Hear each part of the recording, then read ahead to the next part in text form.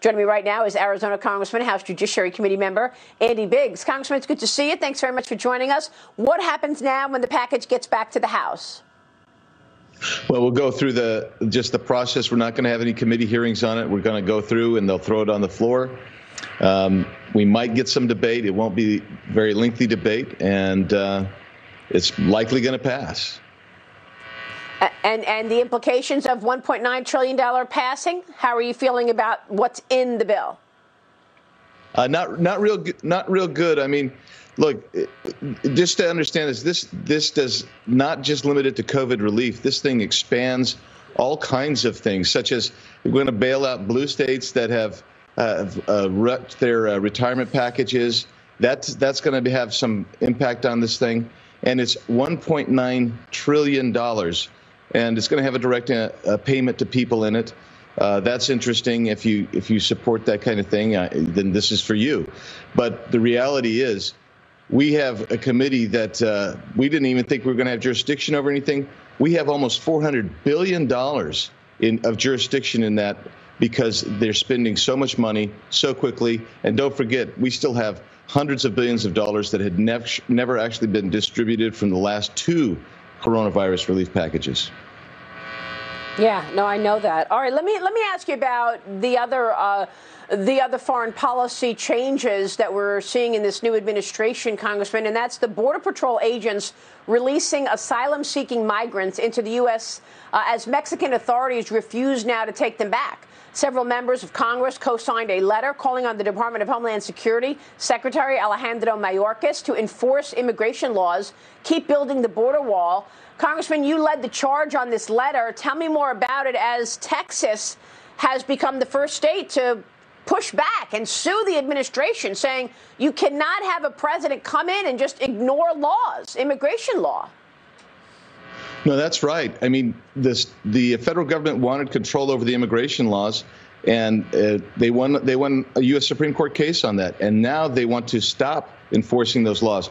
And the result of it is already we're slammed at the border. I was down last week with a group of congressmen and women, and we know already we're being slammed.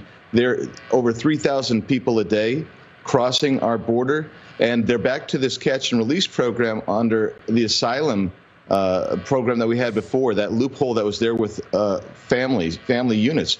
And they've already opened up a new facility, for instance, for unaccompanied minors.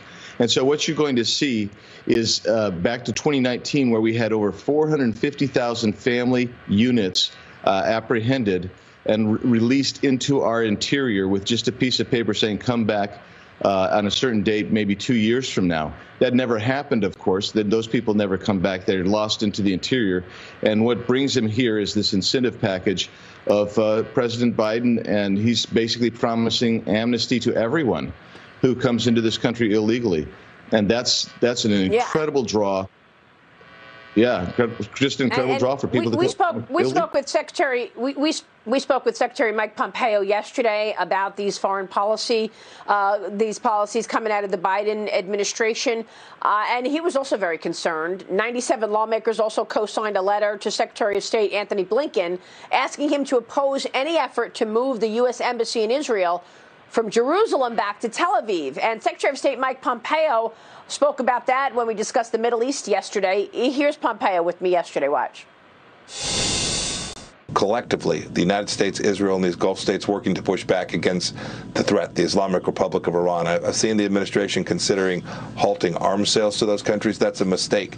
Those would be American jobs, American weapons that would be sold to the region, and then those countries could begin to deter the threat from Iran. It would really do harm to the historic understandings that took place as part of the Middle East peace process that the Trump administration laid out. Congressman, I think this is one of the more important moves that the Trump administration made, moving the embassy in Israel to Jerusalem. Is there conversation within Congress now to try to pressure Anthony Blinken to change that, reverse that? Does Joe Biden want to reverse that as well? Well, that's what we're hearing. President Biden is trying to erase everything that President Trump did. And there are many in Congress who just like President Trump so badly that they would impair our foreign policy and our domestic policy. They don't like anything that President Trump ever did. They want to erase his legacy completely. And in fact, they want to erase everybody who supported President Trump. So, yes, I think that there is a movement, and that's why we took the initiative of many of us to sign on to that letter. We don't want them to move that embassy that had been so long promised to have been done and was finally completed under President Trump. That's a great move. And then I will just say this about Secretary Pompeo. He is exactly right. One of the great strategies of the Trump foreign policy was to have regional participation to provide the deterrence effect within that region. And in this case, it was with Iran, and we were providing arms and we were providing support. They should definitely not cut that off, and that's a tragedy that we're seeing here with this new administration. So you are hearing that Biden wants to move it. Congressman, why do you think they want to erase Trump so much? I mean, what is it, in your view, that is causing the Biden administration to just willy-nilly erase Trump, even if these are good policies? Well, they never accepted President Trump as a legitimate president. Never forget that. They never thought of him as a legitimate president, so they view everything he did as illegitimate, number one. Number two, they're trying to consolidate and irrigate power.